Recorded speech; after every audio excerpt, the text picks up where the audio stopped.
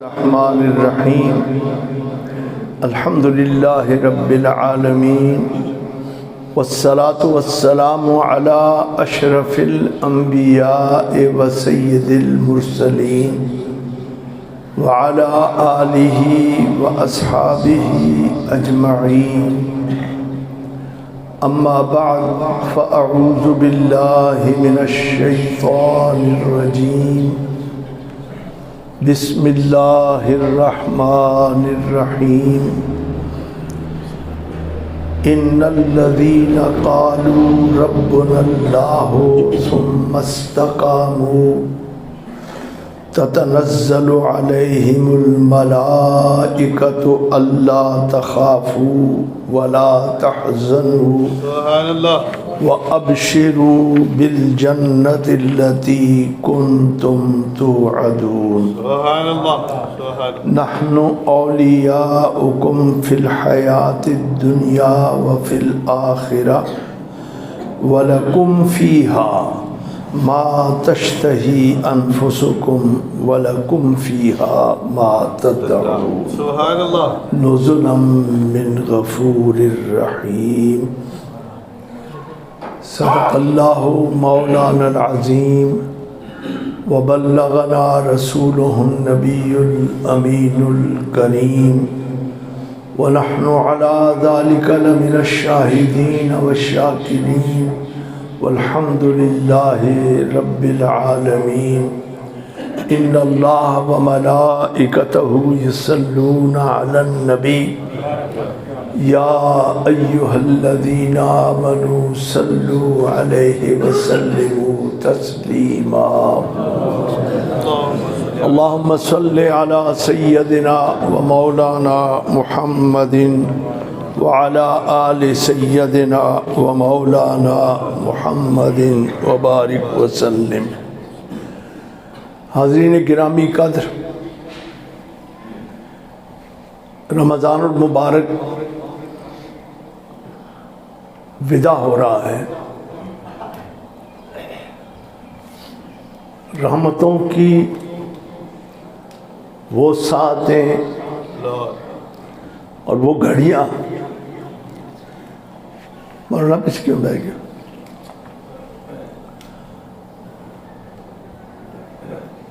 جن میں ایک ایک لمحہ آپ کے لیے اور میرے لیے بخشش کی نوید لاتا تھا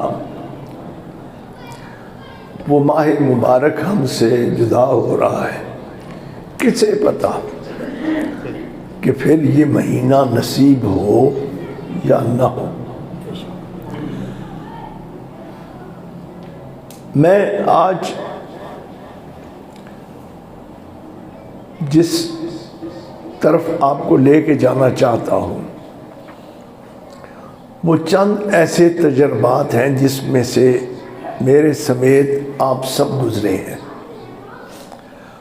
اور ان لمحات کے اندر جو رب کے وعدے ہیں نا ان وعدوں کو پورا ہوتا دیکھا نہیں ہے تو محسوس ضرور کیا ہے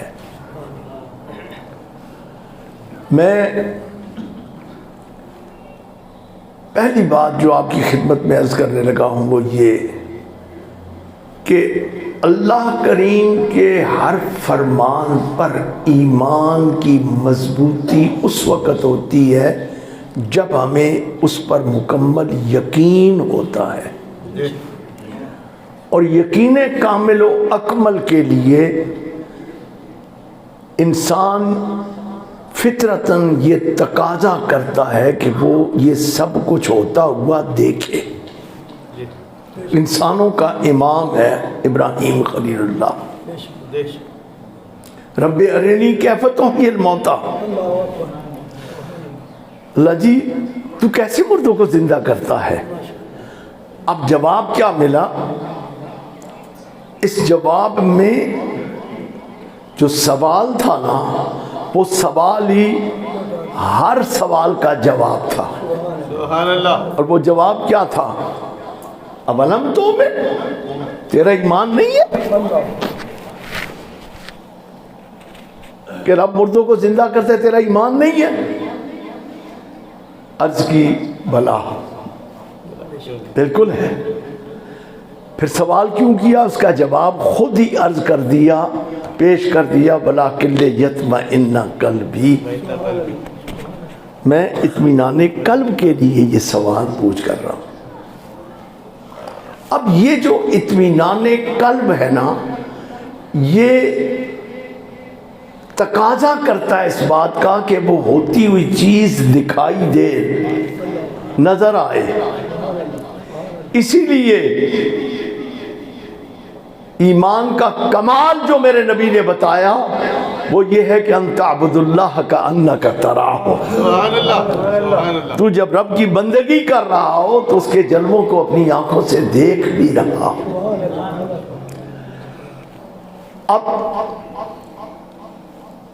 ذرا غور کرنا، میں اگر اس موضوع پر بات کرنے لگ گیا تو پھر لمبی ہو جائے گی بات۔ میں اختصار کے ساتھ کہتا ہوں کہ اس کو دیکھا نہیں جا سکتا، لا تدرکہ الابصار، لیکن میرے مصطفیٰ نے کہا کأنک تراہ، وہ ایسے محسوس کرو جیسے وہ سامنے ہے اور تم اسے دیکھ رہے ہو۔ اور پھر اگر یہ بھی ممکن نہیں ہے تو معروم اور مایوس نہ ہونا، پھر اتنا بھی سوچ لو نا کہ تم تو نہیں دیکھ سکتے، وہ تو تمہیں دیکھ رہا ہے، فَإِنَّهُ يَرَاكَ، وہ تو تمہیں دیکھ رہا ہے نا۔ اب یہ جو دیکھنے کا معاملہ ہے نا، یہ یقین کی منزل تک لے جاتا ہے، اسی کو عین الیقین کہتے ہیں۔ اور یہ جو عین الیقین کی منزل ہے نا، یہ عین الیقین کی منزل کبھی ان آنکھوں سے دیکھ کر پائی جاتی ہے، کبھی اس آنکھ سے دیکھ کر پائی جاتی ہے۔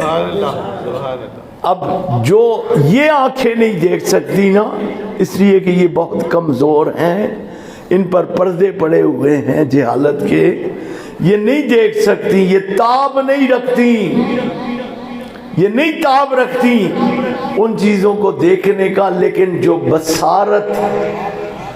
بصارت نہیں دیکھ سکتی وہ بصیرت دیکھ پاتی ہے۔ اور بصیرت کیا دیکھتی ہے؟ بصیرت وہ کچھ دیکھتی ہے جو نہ صرف آنکھ نہیں دیکھ سکتی بلکہ زبان بھی بیان کرنے سے قاصر ہے۔ وہ ایک کیفیت، وہ ایک حال ہے جس حال میں یار کا نظارہ ہوتا رہتا ہے اور نظارہ کرنے والا نظارہ کرتا رہتا ہے۔ اب آپ کو میں جو بات جس طرف لے کے چلتا ہوں کہ رمضان المبارک کے اس مہینے میں میں چند اشارات جو ضرور بے ضرور ہر روزے دار نے محسوس کیے ہوں گے، تھوڑے یا بہت، لیکن یہ نہیں ہو سکتا کہ محسوس نہ کیا ہو۔ وہ کیا ہے؟ مثلا میں جھوٹ بولنے کا عادی ہوں، لیکن رمضان میں جھوٹ بولتے ہوئے جھجک محسوس کرتی ہے، یار نہ ہی بولوں، آج تو میرا روزہ ہے نا۔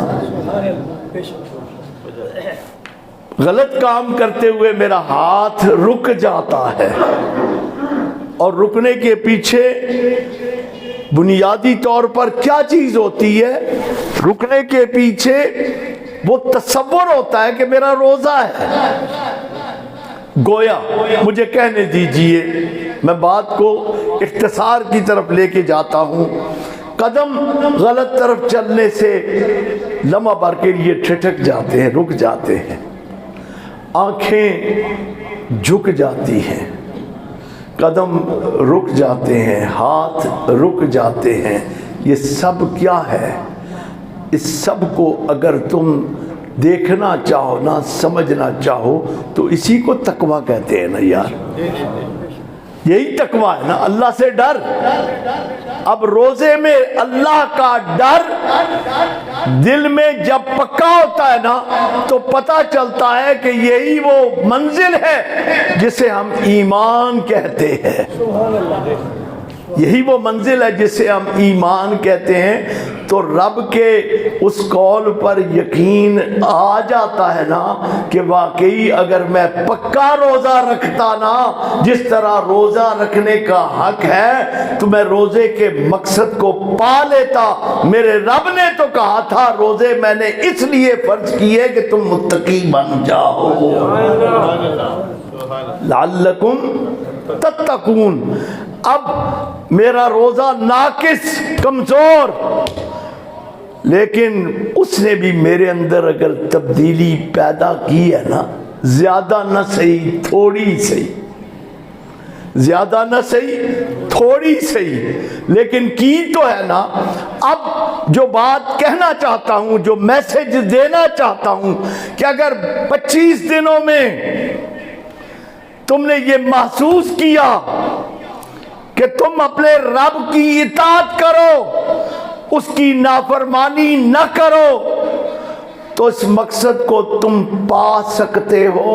تو اگر اس پر تم 25 دن نہیں زندگی بھر استقامت اختیار کر لو تو پھر اللہ کا یہ فرمان بھی سچا ہے کہ ان الذین قالوا ربنا اللہ ثم استقاموا تتنزل علیہم الملائکہ الا تخافوا ولا تحزنوا وابشروا بالجنۃ التي کنتم توعدون۔ پھر فرشتے کہتے ہیں نحن اولیاؤکم فی الحیات الدنیا وفی الآخرہ، اور تمہارے لیے وَلَكُمْ فِيهَا مَا تَشْتَهِي أَنفُسُكُمْ وَلَكُمْ فِيهَا مَا تَدَّعُونَ۔ جو وعدے کیے گئے، جو تیری خواہشات ہیں، جو تیری تمنائیں ہیں، جو تیری آرزویں ہیں، وہ ساری تشتری میں رکھ کر تمہیں عطا کر دی جائیں گی۔ اور اب اس میں میں صرف ایک لطیف اشارہ جو حضور ضیاء الامت نے کیا اور بڑا خوبصورت اشارہ ہے، اس کی طرف توجہ دلانے کے بعد پھر اپنے موضوع پہ آتا ہوں۔ اور وہ کیا ہے؟ وہ کہتے ہیں کہ نحن اولیاؤکم، نحن اولیاؤکم فی الحیات الدنیا وفی الآخرہ۔ کہتے ہیں یہ حیات میں دوستی فرشتے کیسے نبھائیں گے؟ حیات میں فرشتے دوستی کیسے نبھائیں گے کہ تیرے نفس لوامہ کو بیدار کرتے رہیں گے، تیرے اندر نیکیوں کا جذبہ ابھارتے رہیں گے، تجھے رب سے ڈراتے رہیں گے، رب کا خوف دلاتے رہیں گے، اس لیے کہ تیرا نقصان انہیں گوارا نہیں۔ وہ دوستی کا حق اس طرح ادا کریں گے کہ تیرے ہاتھ کو، تیرے قدم کو، تیری آنکھ کو، تیری زبان کو، تیرے کان کو غلط کاموں سے روکے رہیں گے۔ نحن اولیاؤکم فی الحیات الدنیا۔ اور جب تو یہاں سے رخصت ہوگا آخرت کی طرف تو پھر کیا ہوگا؟ وہ فرشتے یہاں سے تمہیں رخصت کرنے کے بعد تیرا استقبال کرنے کے لیے اس عالم میں بھی کھڑے ہوں گے، اس لیے کہ انہوں نے دوستی کا حق صرف اس دنیا میں نہیں نبھانا، اس جہان میں بھی نبھانا ہے۔ اور اس جہان میں کیسے نبھائیں گے؟ اس جہان میں نبھانے کا ایک انداز یہ ہوگا کہ تیرے گناہوں پر وہ شفاعت کریں گے، سفارش کریں گے، اے اللہ اسے معاف کر دے، اے اللہ اسے معاف کر دے، تیرے شفیع بن جائیں گے، تیرا استقبال کریں گے اور تجھے عذاب الہی سے بچانے کے لیے رب کی بارگاہ میں دعائیں کریں گے۔ اس پر میں انشاءاللہ العزیز ضرور لمبی بات کروں گا بعد میں کہ فرشتوں کی دعائیں کن کے حق میں زیادہ ہوتی ہیں۔ فرشتے اللہ کی ساری مخلوق کے لیے دعائیں مانگتے ہیں، ان کا کام ہی ہے، ان کا یہ کام ہی ہے، لیکن ایمان والوں کے لیے ان کی دعائیں بڑی جداگانہ ہوتی ہیں، اور قرآن میں ان دعاؤں کا بڑی تفصیل سے ذکر ہے۔ انشاءاللہ عید کے بعد انشاءاللہ اس موضوع پر بات کریں گے۔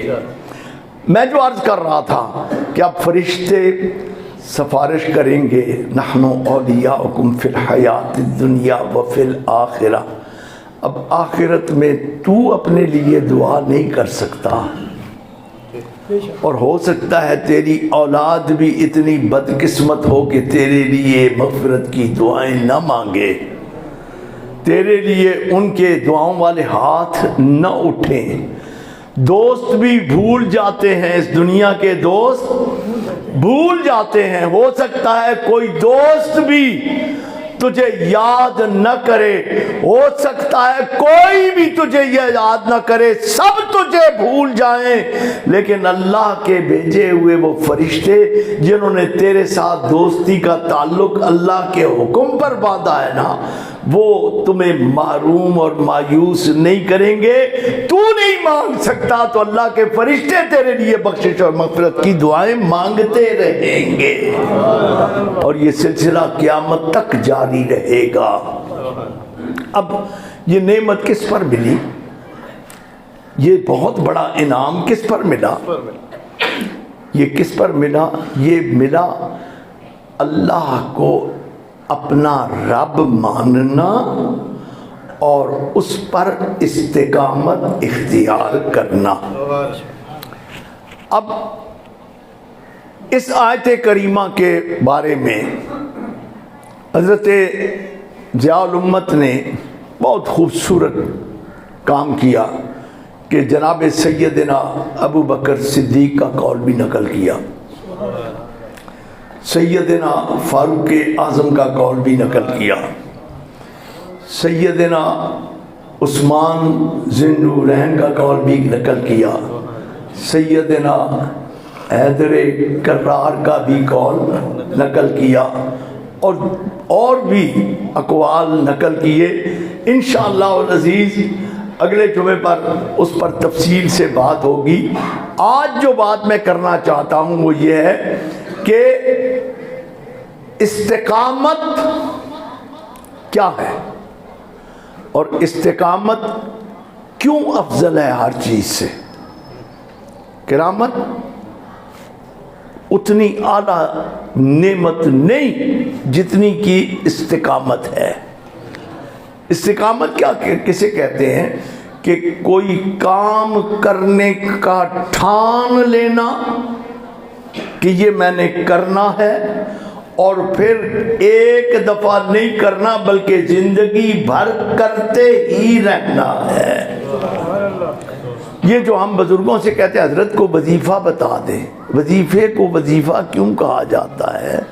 وظیفہ بنیادی طور پر وہ عمل ہے جس کو ہم اپنے اوپر لازم بنا لیتے ہیں کہ ہم نے یہ کام تو کرنا ہی کرنا ہے، جو ہمیشہ کے لیے مداومت کے ساتھ کرنا پڑتا ہے اور کرتے رہتے ہیں، اسی کو وظیفہ کہتے ہیں. تو اب استقامت وہ وظیفہ ہے، استقامت وہ وظیفہ ہے کہ جب بندہ استقامت اختیار کرتا ہے تو وہ بندہ اتنا عظیم بن جاتا ہے کہ اس کی بارگاہ میں صرف انسان ہی نہیں آتے، اللہ کے فرشتے بھی اترتے ہیں.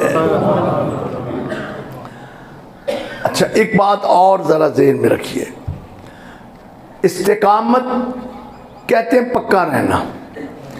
میں جو بات آپ سے کرنے لگا ہوں اس کو ذرا دل کے کانوں سے سنیے گا.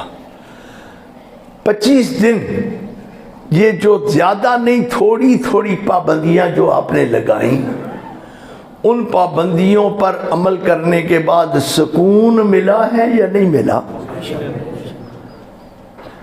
دیکھو ایک چیز ذہن میں رکھو، جب بندہ گناہ کرتا ہے نا تو گناہ کی لذت ضرور ہوتی ہے، لیکن اس گناہ کرنے کے بعد جو خفت، شرمندگی اور ندامت ہوتی ہے نا، وہ کسوکے مارتی رہتی ہے، وہ آپ کو تنگ کرتی رہتی ہے. کیوں؟ اس لیے کہ وہ لذت نہیں ہوتی، شیطان کا دیا ہوا دھوکہ ہوتا ہے۔ اس نے تمہیں بھٹکا دیا، اس نے تمہیں گمراہ کر دیا، اس نے تم سے غلط کام کر دیا۔ اب وہ غلط کام کرنے کے بعد جو سب سے بڑا عذاب تم پر مسلط ہوتا ہے کہ تم سے سکون کی دولت چھن جاتی ہے، تم سے سکون کی دولت چھن جاتی ہے۔ آج اگر غور کرو نا کہ یہ بے سکونی کیوں ہے، یہ تکلیف کیوں ہے، یہ پریشانی کیوں ہے، تو اس کا جواب تمہیں بڑی آسانی سے مل سکتا ہے کہ یہ اور کچھ نہیں، یہ تیرے اعمال کا کیا دھرا ہے سارا کچھ۔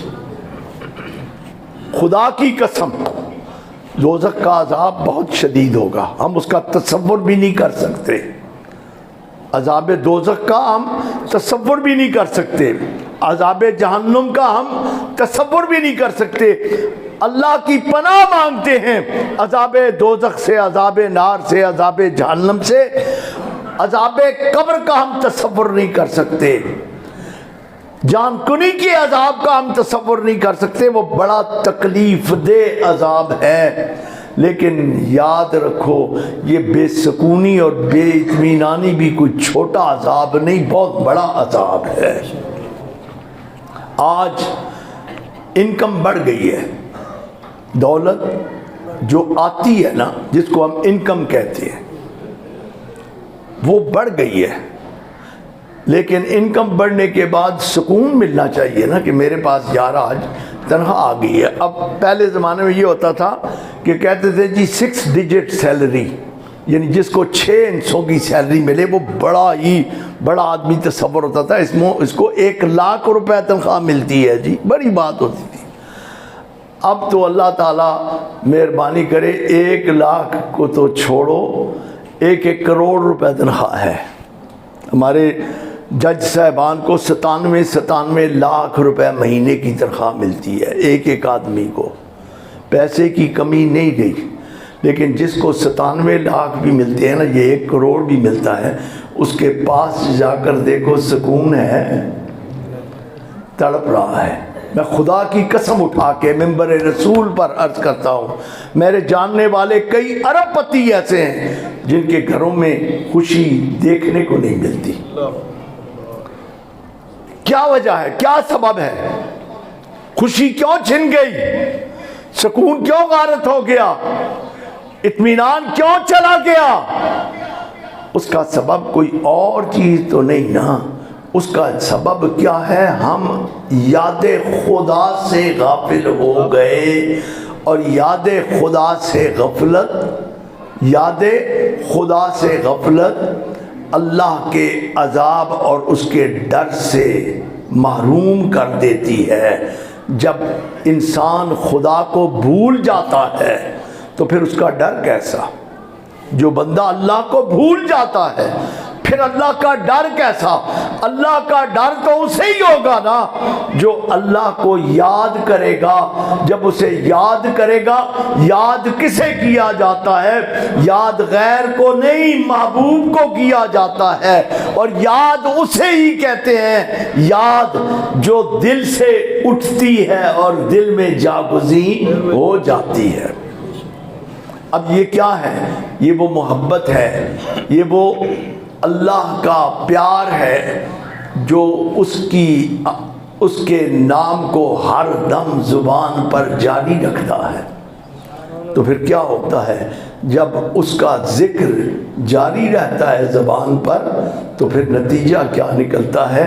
قلب کو اطمینان کی دولت مل جاتی ہے، اور جو اسے اعراض برتتا ہے، جو اس سے اعراض برتتا ہے، جو اس کا ذکر نہیں کرتا، جو اس کی یاد میں تڑپتا نہیں ہے، جو اس کی یاد میں بیدار نہیں ہوتا، جو اس کی یاد میں راتوں کو جاگتا نہیں، دن گزارتا نہیں، تو پھر اس پر عذاب مسلط کر دیا جاتا ہے کہ اس پر معیشت تنگ کر دی جاتی ہے۔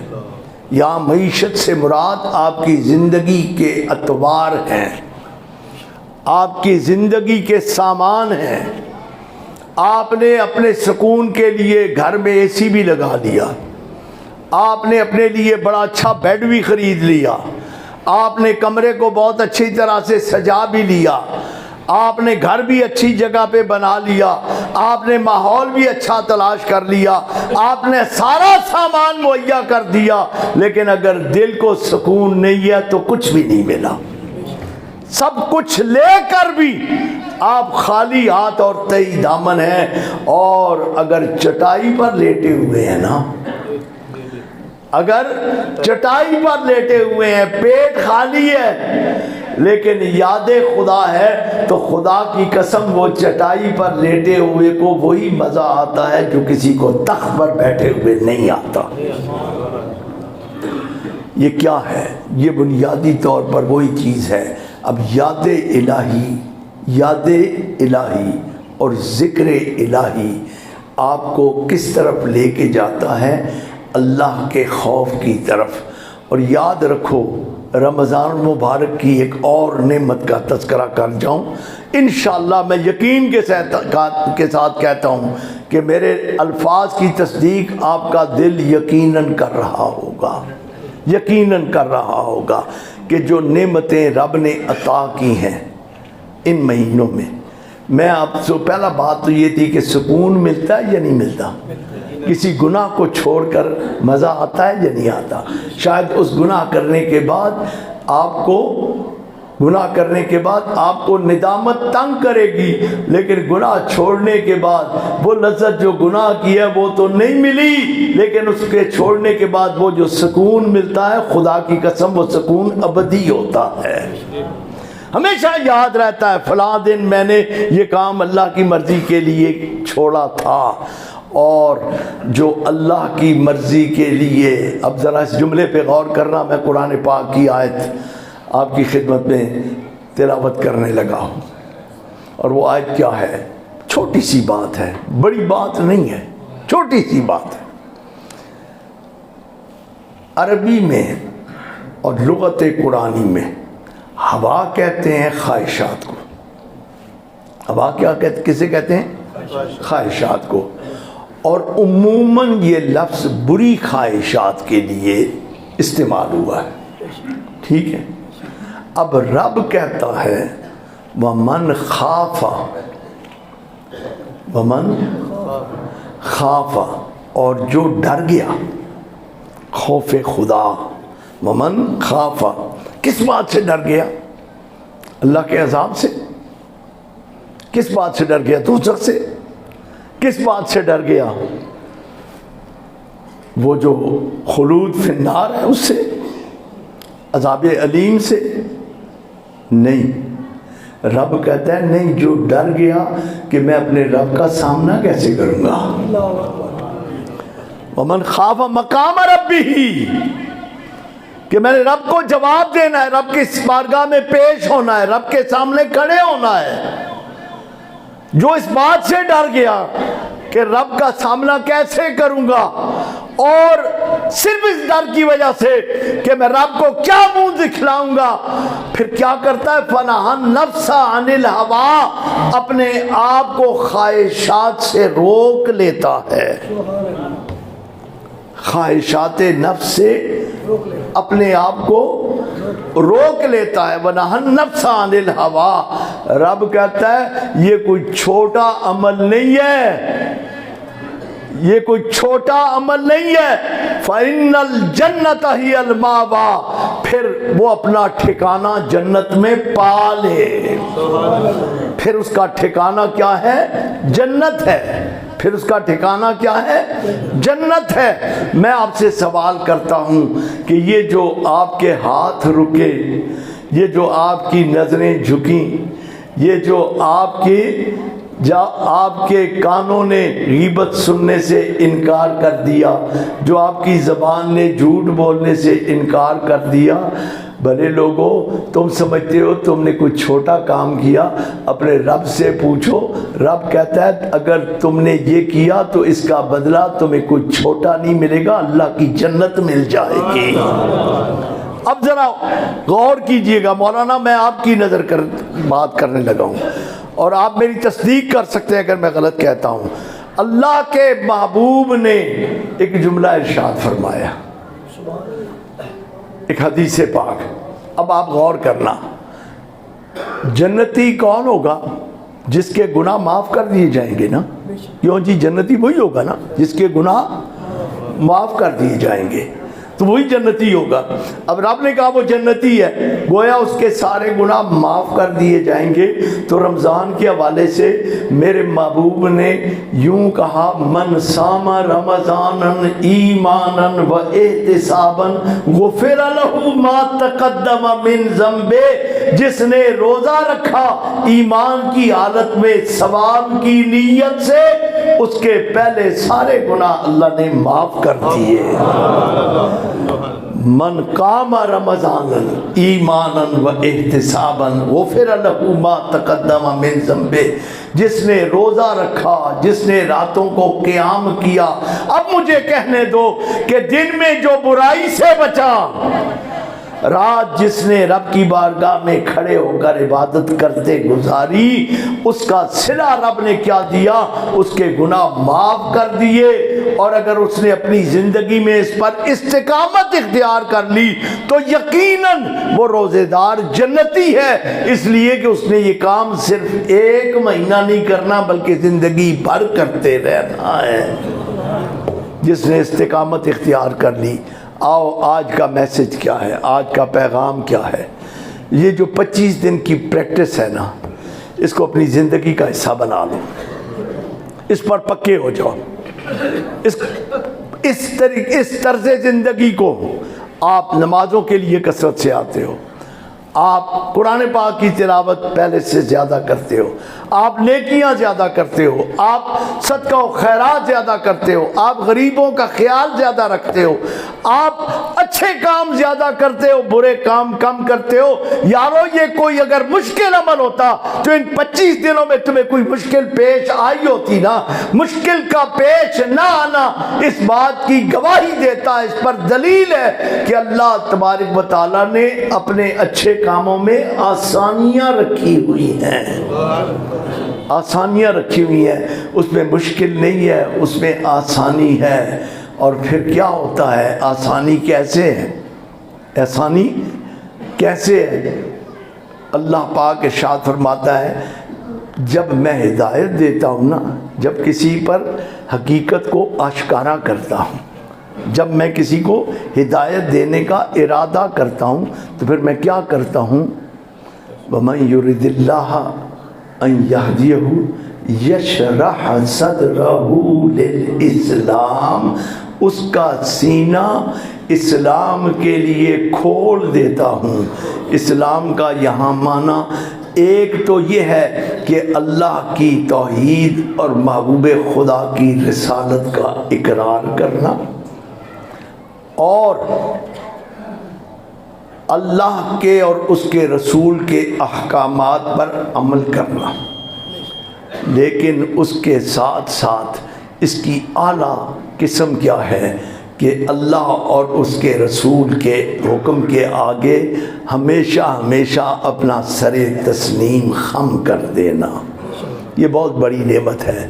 تم ارادہ کرو گے تو اللہ تبارک و تعالی اسے آسان بنا دے گا، تمہارے اندر وہ قوت پیدا کر دے گا کہ یہ چیز تیرے لیے مشکل نہیں ہوگی۔ اور جب تم یہ مجاہدہ کرنے لگو گے تو پھر راستہ دکھانے کے لیے رب کہتا ہے وَالَّذِينَ جَاهَدُوا فِينَا لَنَهْدِيَنَّهُمْ سُبُلَنَا، پھر ہم خود راستے کھولتے چلے جائیں گے اور تم منزل کی طرف بڑھتے چلے جاؤ گے۔ اللہ تبارک و تعالی آپ کی اور میری زندگیوں میں وہ انقلاب لائے کہ ہم اللہ کے پسندیدہ بندے بن جائیں اور محبوب خدا کے پسندیدہ غلام بن جائیں۔ وَمَا عَلَيَّ إِلَّا